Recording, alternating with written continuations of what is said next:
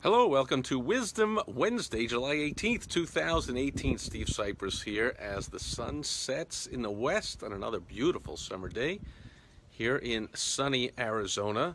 So I was working with a client earlier today on an order form, and I had to admit, and I told him straight out, I'm like, you understand what all this means, but I, as the recipient, as the reader of this order form, I am totally 100% completely confused about what the heck is going on. And so that reminded me of the saying, and I said, hey, it's Wisdom Wednesday. What do you know? There's a saying, a confused mind does nothing.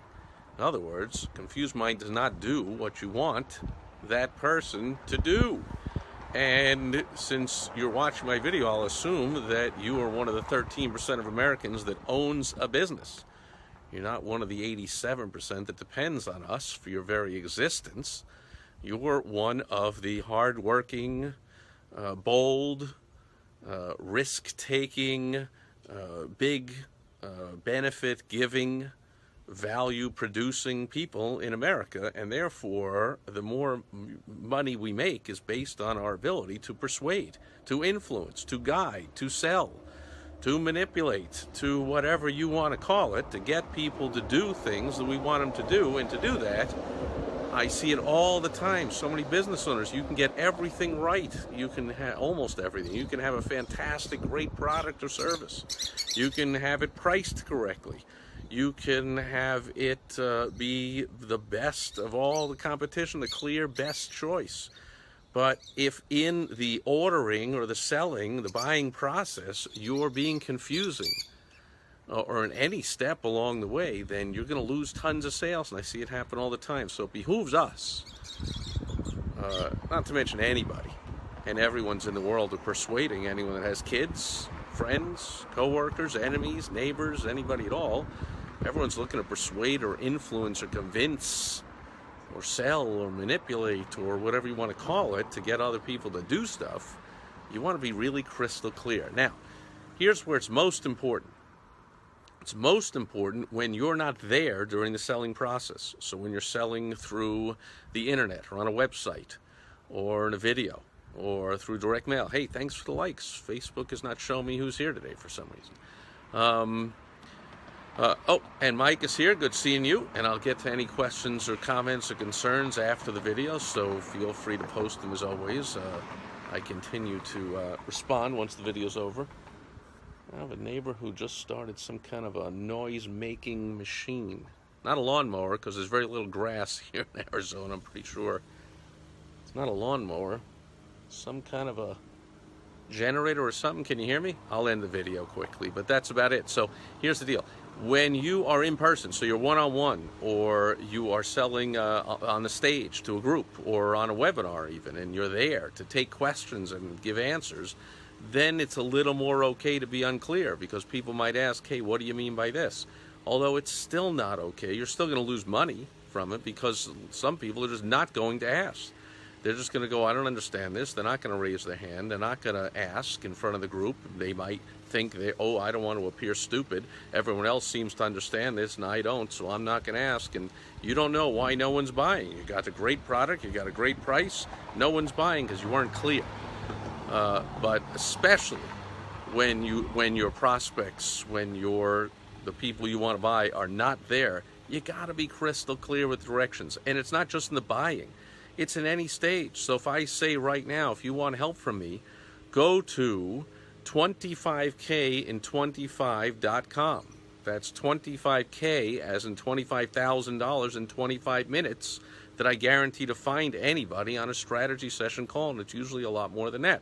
So you go to www.25Kin25.com. See that? I was clear, spoke slowly, clearly, spelled it all out. I got to be crystal clear if I want to get people to do what I want them to do. Now, technically, I can't do many of these. I've got work to do for clients, for myself, so I already have a waiting list. I've got a whole lineup of people waiting to get these, so I don't actually want to encourage more people to go do that. So usually I just go to 25Kin25.com, and that's my way of being a little unclear. I didn't spell it out, didn't say it slowly.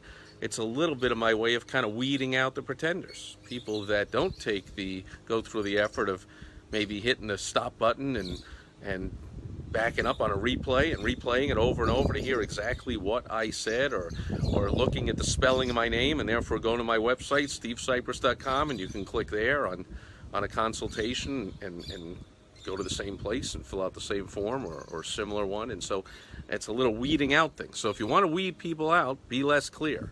But if you want to get as much possible response as you want, whether it's dealing with kids, family members, friends, enemies, a big crowd, one-on-one, anything, you want to be crystal clear in your direction. So if you say, call me, don't just say call me. Once in a while, there's another example. I'll get a voicemail from somebody that says, hey, call me. Well, I don't know your number. Or, hey, shoot me an email. Like, I don't know your email. Or lots of people have multiple emails. I must have a dozen different emails and dozens of websites. I don't just say, go to my website. See what I mean? So lots of people will do that. They'll just say, go to my website, but they won't say what it is. Shoot me an email. They won't say the email address. On and on. You get the point. And a good way to do this is get whatever you're putting forth to prospects before you press send, or before you print it off and drop it in the mail, which is a much better way to make money than just doing things on the internet, of course.